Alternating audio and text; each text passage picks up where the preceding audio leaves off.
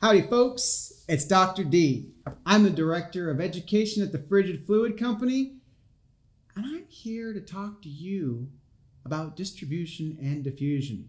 So buckle up, because today we're talking about distribution and diffusion. Distribution is the movement of embalming solution from the point of injection, typically the right common carotid, to distal parts of the body.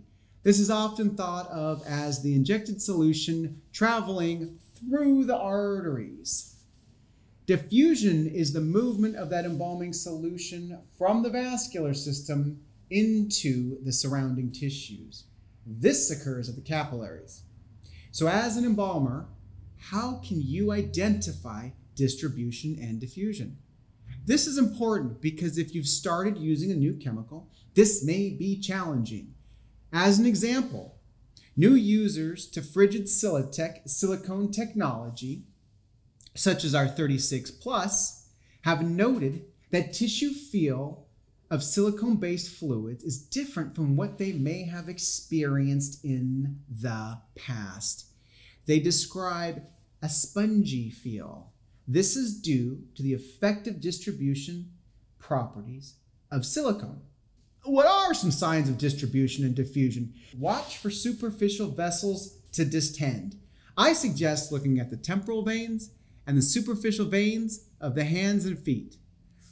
Alterations in tissue feel. This is often thought to be firming. Tissues can take on a wet clay or putty feel. Some chemicals will make the tissue feel spongy, as I said earlier about Siltech technology. While each embalmer will have their own descriptors on tissue feel, the most important thing is to take note of the tissue feel prior to embalming, during the embalming process, and after embalming. The second thing to look for is dehydration of tissue. This may be challenging to observe. I suggest watching how water interacts with the epidermis as you run water over the surface of an unembalmed body. It will react differently if the tissue is embalmed. Water tends to bead and run off of the surface of an embalmed body.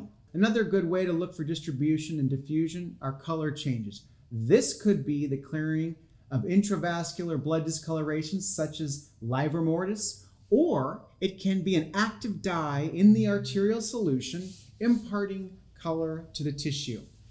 Be aware, not all blood discolorations will clear. Extravascular discolorations, such as petechia and some other hemorrhages, will not clear with vascular embalming. Another thing I like to look for is, are the tissues filling out? Distension of the fingertips and other distal areas like the toes. So look for those fingertips to distend.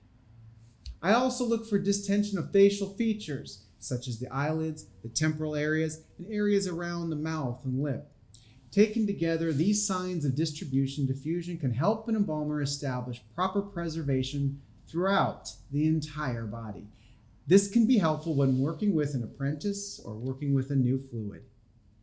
The most important, this is the critical part, is that you take note of the tissue prior to embalming and after embalming to differentiate whether or not a change has occurred. For the last 130 years at Frigid Fluid, we've been designing embalming chemicals that help the embalmer achieve superior results through better distribution and diffusion. Did you enjoy the content of this video? Like, share, subscribe. If you have any questions about the content of this video or any questions at all about embalming, also post those in the comment area. And most importantly, folks, stay curious.